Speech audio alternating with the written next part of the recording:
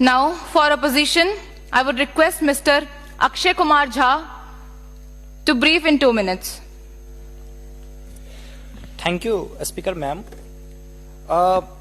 2047 के विकसित भारत की परिकल्पना करते हुए हम पश्चिमी द्वार से बाहर निकल रहे थे, तभी पूर्वी द्वार में डॉक्टर एपीजे अब्दुल कलाम ने कहा कि अरे मेरे विकसित भारत 2020 की परिकल्पना को तो एनालिसिस करते जाओ।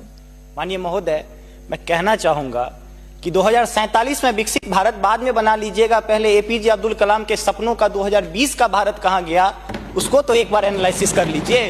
और मैं मानता हूं कि उसके एनालिसिस के पश्चात जो आपके पास जो रिजल्ट आएगा, जो परिणाम आएगा, वो 2047 के विकसित भारत की परिकल्पना को पूर्ण करने में कहीं ना कहीं बेहतर साबित होगा।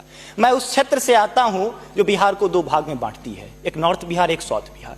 हमारा मिथिला का रीजन 6 महीने बाढ़ के पानी से ग्रसित रहता है। जब मैं राज्य सरकार से पूछता हूं तो कहती है कि विदेश का मामला है भैया, नेपाल पानी छोड़ देता है, मैं क्या करूं, उधर से चैना डैम बना देता है। अब तो राज्य में भी सरकार आपकी है, केंद्र में भी आपकी है, तो प्रभु कृपया कुछ तो मदद कीजिए। दूसरी बात, कोसी का संसद में कह दिया गया कि ड्रेस कोड ये होना चाहिए। अरे मैं बाढ़ के उस इलाके से आता हूं जहां आधा धोती पहन के संसद तक आना पड़ता है, न सड़क है न कुछ है, तो कैसे आऊंगा। उसी क्षेत्र का एक नंगा बच्चा हमसे कहता है कि साहब मैं बाढ़ से ग्रसित हूं, और दक्षिण बिहार का एक बच्चा कहता है कि मैं सुखाड़ से ग्रसित हूं, मेरे पास पीने के लिए पानी नहीं है।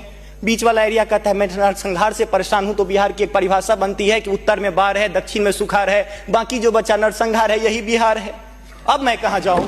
तीसरी बात में आता हूं कि आपने तो राम जी को अयोध्या में लाकर स्थापित कर दिया, जरा उनके ससुराल मिथिला पर भी ध्यान दीजिए। माँ सीता कब कब अग्नि परीक्षा देगी, उनके पुत्र हम कब कब अग्नि परीक्षा देते रहेंगे, हम पर भी तो थोड़ा ध्यान दीजिए प्रभु। बाढ़ का पानी जब हमारे बिहार से निकलता है तो लगे लगे बंगाल चला जाता है, और जो भी हमारे पास रोजी रोटी रहती है खत्म हो जाती है। तो मेरी पत्नी भी कहती है कि लागल लागल सजन धक्का सलम कलकत्ता चलिए, अब कितना आगे जाए।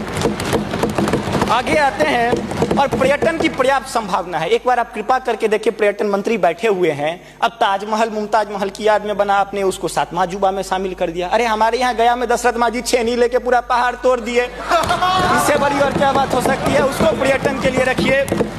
और ये जो भूखमरी, बेरोजगारी, अशिक्षित राज्य की जो हम पर वो जो पीठ पर धो रहे हैं, वो हमको इसी तरह की कविता याद दिलाती है कि तू सिंह मारती गैसी, मैं कोने में दुबका बैल प्रिय, मैं पीपल सा सीधा साधा, तुम उस पे लटकी चुड़ैल प्रिय। तो ये अशिक्षा, बेरोजगारी हम पर चुड़ैल की तरह लटकी है।